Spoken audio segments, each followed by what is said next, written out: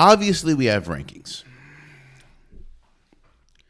And obviously going into the Lakers-Nuggets series, the Nuggets, who are ranked second in the West, and the Lakers, who are ranked seventh, there should be nobody that thinks that the Lakers have a shot to win this series, because not just because of the rankings, because the rankings can be misleading, because what we've seen all season.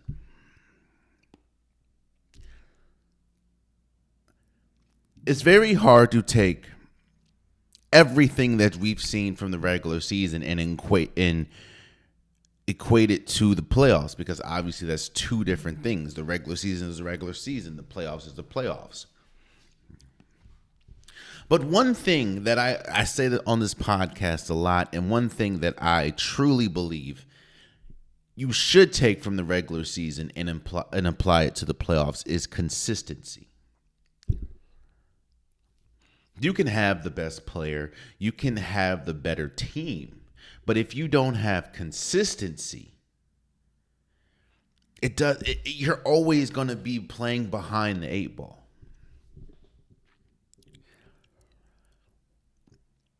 We can talk about the shot.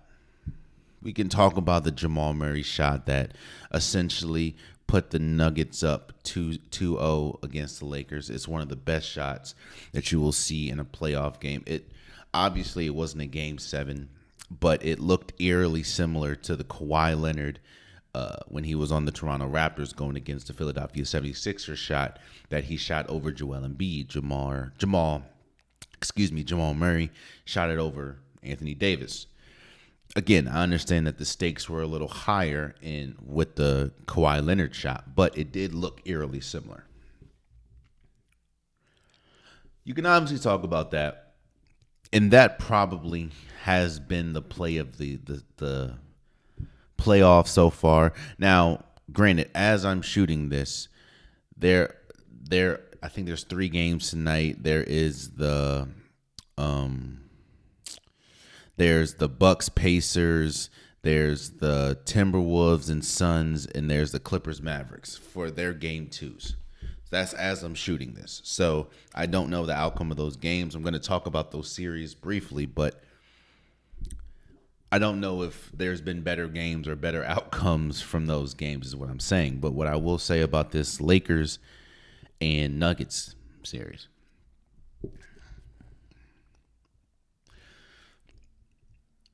I understand that the NBA is different than it was years ago. I understand that we're in a new age of basketball where offense is at an all-time high, because this is the best offensive talent the NBA has ever seen. That's no offense to, the Jordan era, the early 2000s, the early the 90s. That's no offense, but we are living in an age where we're seeing the best offensive players the league has ever seen.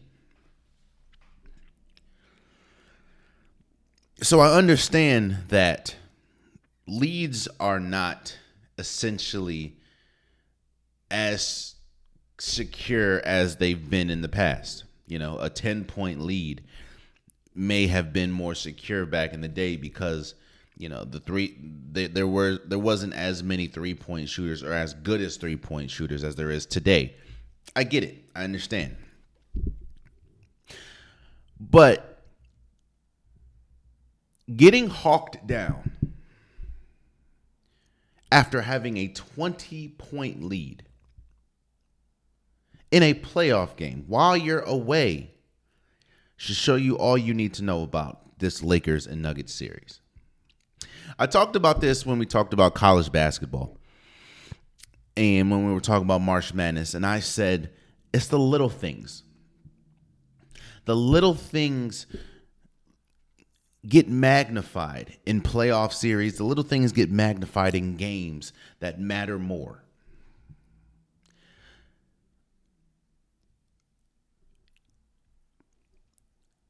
There should be nobody that thinks that the Lakers are better than the Nuggets as a team. I think if we're talking about an overall team, the Nuggets are a better team than the Lakers. But What that means is the Lakers have less margin of error than the Nuggets. So when you're up 20, when you're up 22, when you're up a huge deficit, that's when when you're up a huge margin, that's when you have to be more careful. That's when those margin of victories, or margin of errors, while it doesn't seem like they can affect you when you're playing against a team that's better than you still have to be on your P's and Q's. So bad turnovers, bad timeouts, bad shots, they all add up.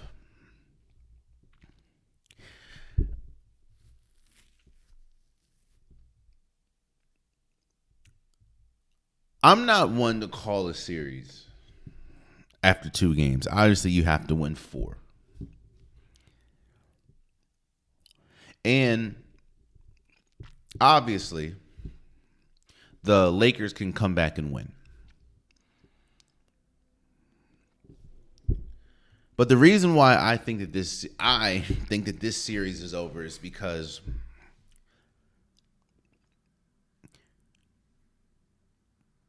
there's usually a game in the playoffs that things that aren't, or let me see, how do I say it? All the unknown factors of a series happen in one game. Going into the series, we said that the only way that the Lakers could win is if you get a great game from LeBron James, a great game from Anthony Davis, a really good game from D'Angelo Russell, seeing as though he's a point guard, getting exceptional shooting from the rest of the team, and you have a game where Jamal Murray doesn't play well. Jokic, he can play well, but nobody else around him can really play well. That is the only way that you can win a game, a series against the Nuggets. That's exactly what you got. LeBron James was great. Anthony Davis was having one of his all-time playoff games. D'Angelo Russell was having his all-time playoff game. Jamal Murray was like 3 for 16 or something like that going into the fourth. While Jokic did finish with 26, 20, and 10. He was the only one really doing something,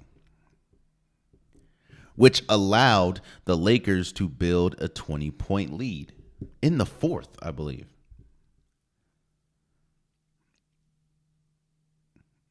And you essentially got hawked down, and Jamal Murray hits the game winner.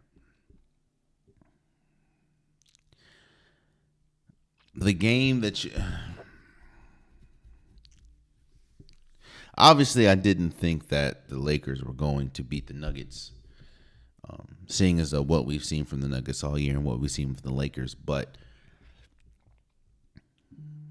if there was any way that I thought that the Lakers were going to win, it was that game, and everything was lined up for them to win.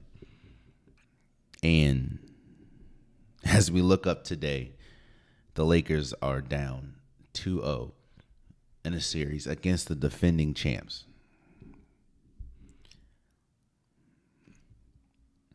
It's all about the margin of error. Every team has a different level of margin of error, and when you're the better team, usually the margins are wider. Well, the Lakers had everything in their favor. They were hitting shots. They were playing really good defense. You were having an unexpected game after a stinker from D'Angelo Russell. And then you looked up, and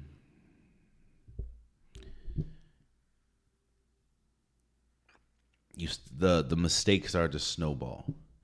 And when you're playing against a better team, all they need is that sliver of daylight. They can go right through it. So,